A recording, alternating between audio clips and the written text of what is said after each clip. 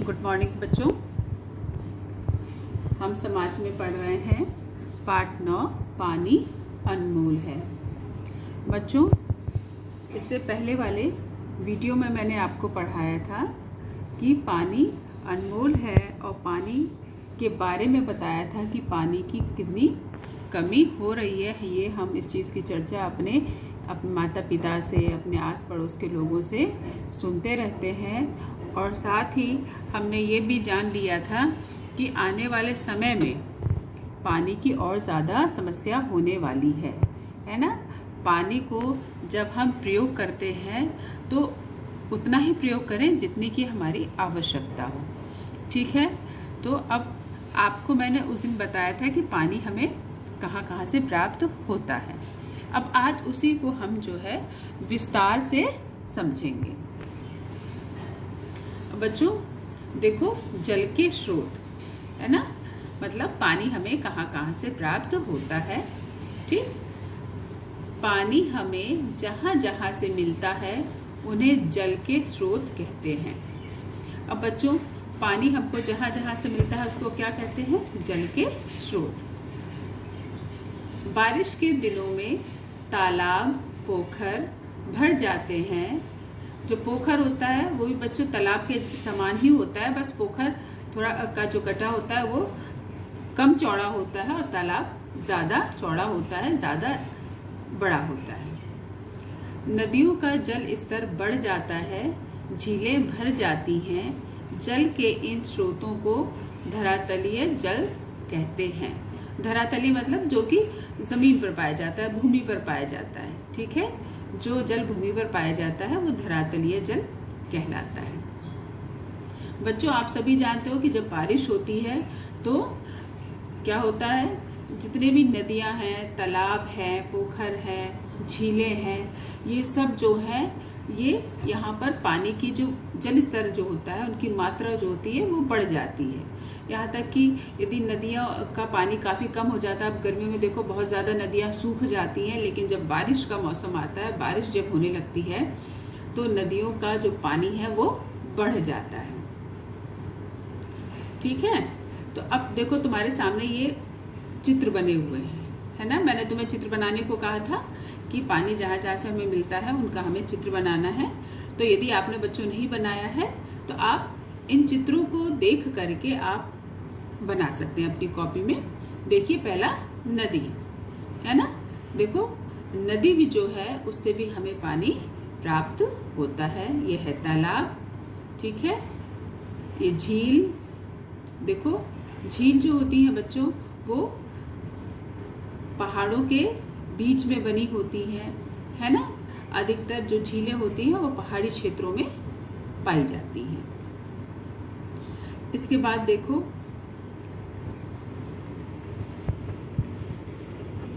नदियां धरातलीय जल स्रोतों में मुख्य हैं। पानी की बड़ी बड़ी टंकियों में नदियों के जल का संग्रह किया जाता है और शुद्ध करके पाइप के माध्यम से घरों में पहुंचाया जाता है। अब बच्चों देखो, यहाँ पर आपको जो नदियां हैं वो पानी का मुख्य स्रोत हैं, जिससे कि हमको पानी प्राप्त होता है, जिससे कि हमें जल प्राप्त होता है, ठीक है। और नदी के जल को क्या किया जाता है, उसको शुद्ध करके, है ना। उसको पहले तो हम क्या करते हैं, पानी की इस तरह की टंकियां आपने देखी होंगी, अपने आसपास देखी होंगी, है ना। पानी की बड़ी बड़ी टंकियां होती हैं, इनमें पानी को इकट्ठा कर लिया जाता है। जब पानी को इकट्ठा कर लेते हैं और उसके बाद क्या करते हैं, उसको शुद्ध करते हैं, ठीक है। अब शुद्ध क्यों किया जाता है, क्योंकि बच्चों नदी का पानी जो होता है वो खुला रहता है ना, वो तो बहती रहती है। अब उसमें क्या होता है, खुले रहने के कारण उसमें विभिन्न प्रकार के जो विभिन्न प्रकार से वो दूषित होता रहता है। उसमें धूल भी मिलती है, उसमें मिट्टी भी है ना। और अब तो आप जान रहे हैं कि जो नदियां हैं उनका पानी भी क्या होता है, उनमें जो गंदे पानी के नाले होते हैं वो भी खुले होते हैं। फैक्ट्रियों का जो गंदा पानी होता है वो भी नदियों में जाता रहता है। तो ये कई कारण हैं जिसकी वजह से जो नदियों का जल है वो दूषित हो जाता है। तो उनको पानी की टंकी में इकट्ठा करके उनको शुद्ध करके तब पाइप के माध्यम से घरों तक पहुंचाया जाता है। इसके अतिरिक्त नदियों पर बांध बनाकर भी इसके जल का उपयोग बिजली उत्पादन करने, नहर द्वारा सिंचाई करने एवं अन्य कार्यों में किया जाता है। अब बच्चों, नदियों का जो पानी होता है केवल वो पानी की टंकी बना करके ही इकट्ठा नहीं किया जाता है, वो क्या किया जाता है और बांध भी बनाया जाता है। ठीक है, जो अतिरिक्त नदियों पर बांध बनाया जाता है। देखो यहाँ पे बांध का एक चित्र बना हुआ है, आप देख रहे हो, और ये नदी है बच्चों। ठीक है, ये नदी है और यहाँ पर देखो ये बांध बना दिया गया है और बांध बना करके इसके पानी को क्या किया गया है, इधर पे इकट्ठा किया गया है ना।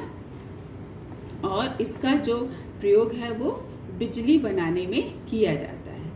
ठीक है, जो पानी होता है वो बच्चों बांध का पानी, नदी का पानी बांध बना करके इकट्ठा किया जाता है और उस पानी से फिर बिजली बनाई जाती है। और साथ ही क्या किया जाता है, नहर द्वारा सिंचाई करने। ठीक है, जहाँ पर ज़रूरी है, जिन क्षेत्रों में पानी की कमी होती है उन क्षेत्रों में नहरें बनाई जाती हैं। ठीक है, नहरें बना करके और ज़रूरत के हिसाब से पानी को उन नहरों में छोड़ा जाता है और जहाँ जहाँ पानी की ज़रूरत होती है सिंचाई करने में या अन्य कार्यों में, वहाँ पर उस पानी की कमी को पूरा किया जाता है।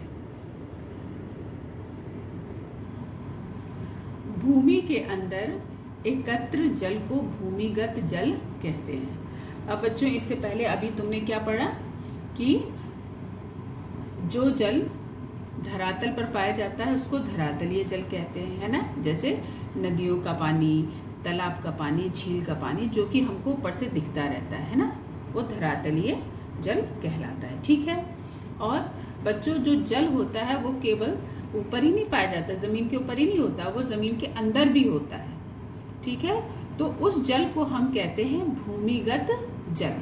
ठीक, तो भूमि के अंदर एकत्र जल को भूमिगत जल कहते हैं। धरातल पर पाए जाने वाला जल रिस रिस कर जमीन के अंदर एकत्रित हो जाता है। अब बच्चों, तुम सोच रहे होगे कि जमीन के अंदर पानी किस तरीके से पहुंचता है। तो बच्चों, जो धरातल पर पानी होता है, आप देखो कच्ची जमीन के ऊपर, कच्ची जमीन है, आप वहां पर एक गिलास पानी डाल करके देखो और आप देखोगे कि कुछ समय के बाद वो पानी क्या होता है, वहां से गायब हो जाता है। वहां पर पानी आपको बिल्कुल दिखाई नहीं देता है। तो वो पानी कहाँ जाता है? आपने सोचा कि पानी कहाँ गया?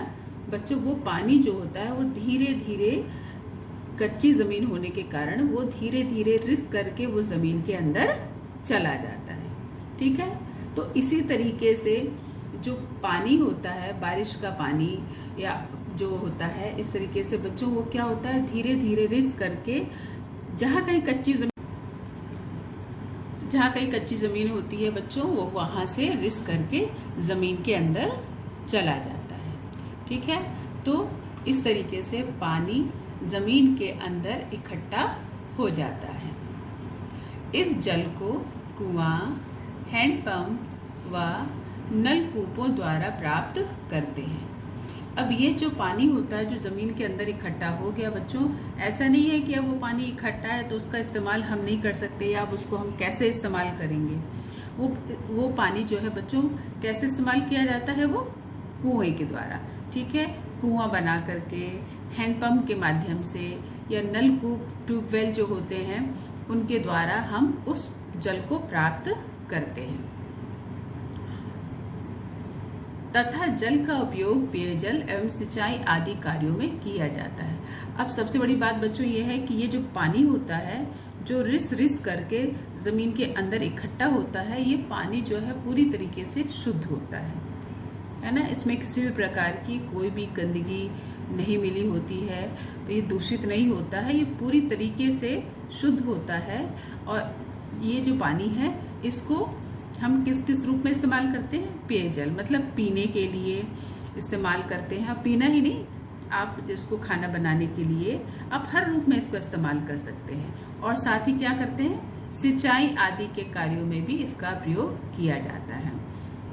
बच्चों, जहाँ जहाँ कृषि होती है, जहाँ पर खेती होती है, अन्न उगाया जाता है, वहाँ पर नहरों के द्वारा, तालाबों के द्वारा, है ना, और साथ ही कुओं के माध्यम से, ट्यूबवेल के माध्यम से वहाँ पर उन खेतों की सिंचाई की जाती है। ठीक है, तो इस तरीके से बच्चों आज आपको मैंने जल के स्रोत जो है वो विस्तार पूर्वक पढ़ाए, और साथ ही आपको ये भी बताया कि जल कहाँ कहाँ से प्राप्त होता है, चित्रों के माध्यम के द्वारा आपको समझाया गया। तो जिन बच्चों ने जल के स्रोतों के चित्र नहीं बनाए हैं वो आज की वीडियो को देख करके उन चित्रों को बना लेंगे।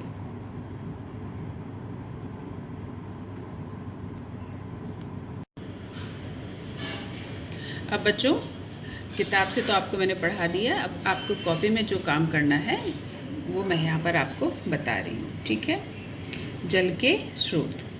पानी हमें जहाँ जहाँ से प्राप्त होता है उन्हें जल के स्रोत कहते हैं। किसके स्रोत कहते हैं? जल के स्रोत। धरती के ऊपर पाए जाने वाला जल धरातलीय जल कहलाता है। जो जल धरती के ऊपर पाया जाता है वो धरातलीय जल कहलाता है। जैसे भी आपको किताब से बता भी दिया, नदी, तालाब, झील, पोखर, ये सब क्या है? धरातलीय जल के स्रोत हैं। जल के मुख्य स्रोत नदी, तालाब, झील, कुआं, हैंडपंप, ट्यूबवेल हैं। भूमि के अंदर एकत्र जल को भूमिगत जल कहते हैं। धरातल पर पाए जाने वाला जल रिस कर जमीन के अंदर एकत्रित हो जाता है। इस जल का उपयोग पेयजल एवं सिंचाई आदि कार्यों में किया जाता है। बच्चों, यहाँ पर खाली पेयजल लिखा है तो इसका मतलब ये नहीं कि केवल पीने में इस्तेमाल होता है।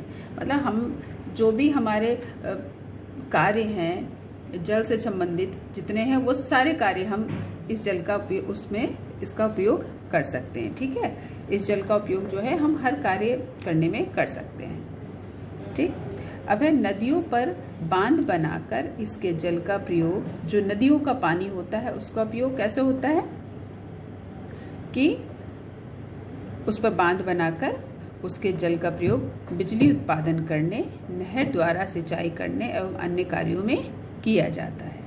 ठीक है, अब बच्चों नदी का जो पानी होता है वो बांध बना करके तो किया ही जाता है बिजली बनाने में, नहर बना करके सिंचाई करने में, और अन्य कार्यों में जैसे कि फैक्ट्री वगैरह में इस्तेमाल किया जाता है उनका पानी, और साथ ही नदियों के किनारे जो खेत लगे होते हैं, है ना, उन खेतों में भी सिंचाई के लिए भी इस्तेमाल किया जाता है। तो इस प्रकार से बच्चों ये जो आज का काम दिया है इसको आप अपनी कॉपी में